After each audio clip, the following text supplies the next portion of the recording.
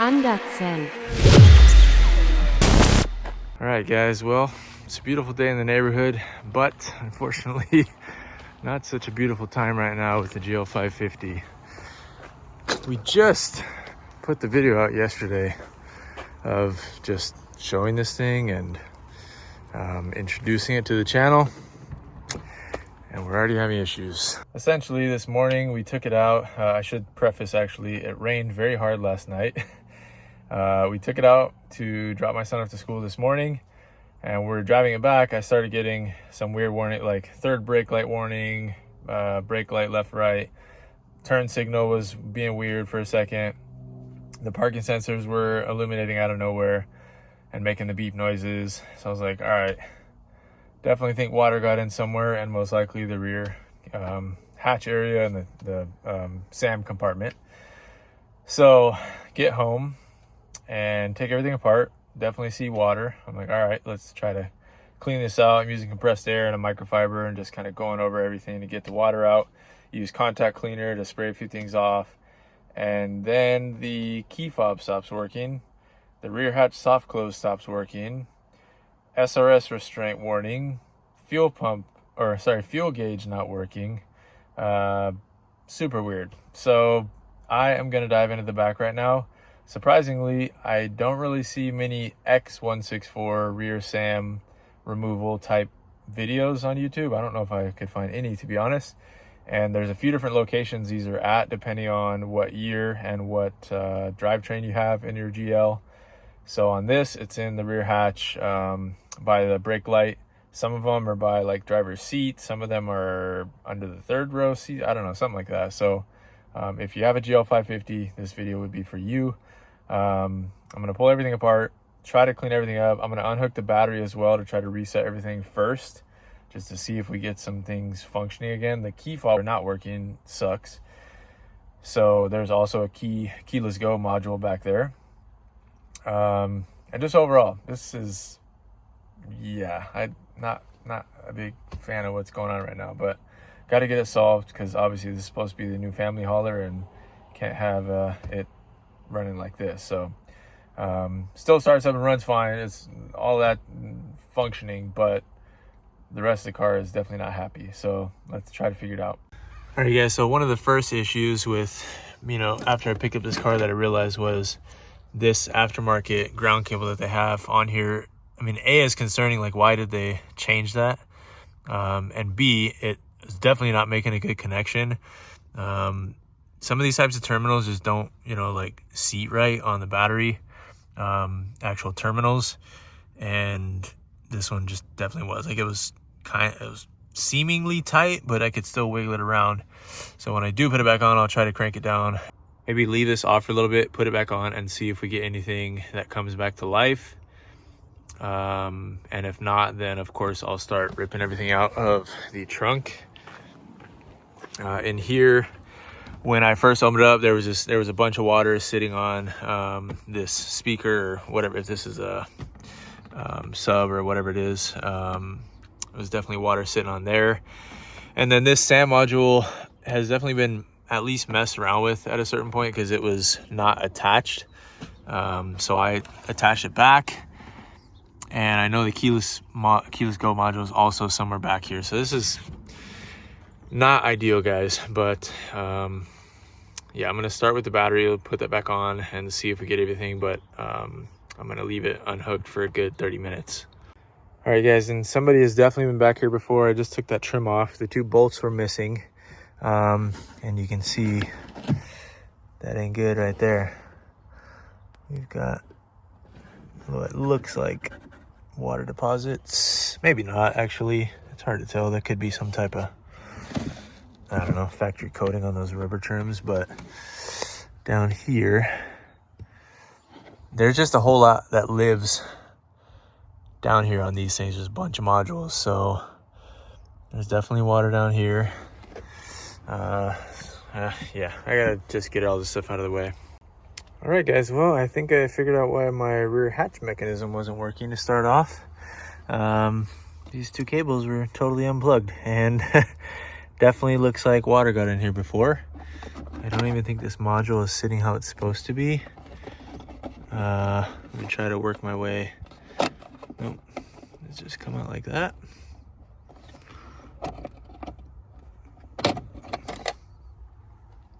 Okay, that's definitely got some water in there. And it's been electric taped together, because chances are they took it apart and maybe they saw that it was dead. Ooh, this thing, yeah, might be cooked. Let's take a look for ourselves. Oh, that is not pretty. Not pretty at all. All right, yes, it actually is for the rear hatch. I just looked. Man, I was just at the junkyard. I really wish I would have grabbed this. So I bet the cars that I was looking at still had this. I can always go back and grab one or find one on eBay. It looks like they weren't too expensive. But I'm doubtful that this thing actually functions. So, I mean, this is not the bulk of our issues right now, at least. This is just something that's present that we're now discovering.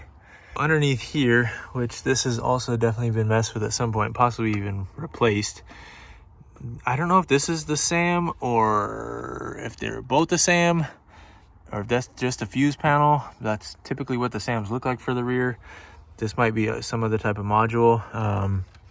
But this lives directly below the speaker, and the speaker is what I was spraying out with the majority of the compressed air. Other than that, I was just kind of blowing around here, which is just kind of insane. Me doing that caused water to go wherever it did and start causing issues. So I think it's best that we take a look at this and possibly even pop it open and see what the board looks like. All right, you guys, indeed, this is the rear SAM control module. And I feel like I can see corrosion just even looking through the cracks right there, and you can see the water sitting right there on the vents. So we're gonna pop this thing apart and see if it is cleanable with just some good old rubbing alcohol and toothbrush. And if not, thankfully, the rear SAMs don't need to be coated. On most Mercedes, the rear SAMs don't need to be coated. Some of them they do. The front SAM, totally different story. On most cars, they do need to be coated. So if we can't save this thing, we should have grabbed one from the junkyard, and hopefully the part numbers will line up. It seems like they're pretty interchangeable. So yeah, see what we find. Let's go pop this in the garage, pop off the covers. All right, and I can see why if this thing failed, they just ended up unplugging and not using it, because these are insanely expensive online. Even used, people are asking like $400 for them. So definitely going to snag one of these and one of those assemblies if I go back to the junkyard. But for now, let's go ahead and take a look at this SAM module. Might as well bring this with us too. We'll pop this open and see what's inside. All right, so here's our beautiful rear hatch module. And honestly,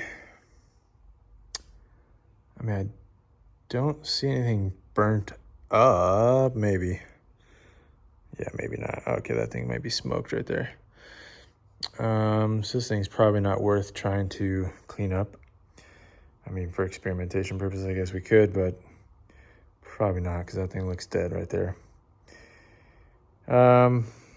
But whoever found this the first time, they probably could have cleaned it up if they knew how. And then more importantly, stopped where the water was coming in. But okay, next up, let's get this thing. These things are kind of a pain to get the clips off. You got to do each one of these little prongs and just slowly get this plate off. So let's see what we can do here.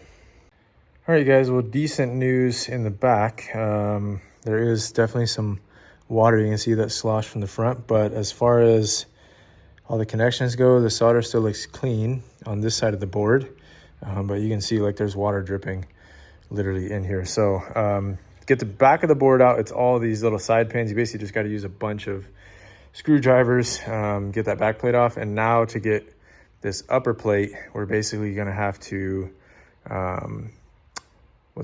get all these little clips off of each one of these prongs, which I don't know how we're going to do it, to be honest. It's going to take a lot of, again, a ton of little pieces to hold them solid while you're pulling them off. All right, guys, I meant to take a video before, but it started going and I kind of had to go.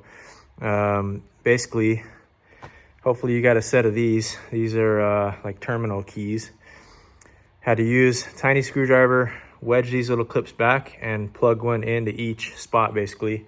Once you do that, you can start pressing on the actual plug and it'll start lifting up this plastic.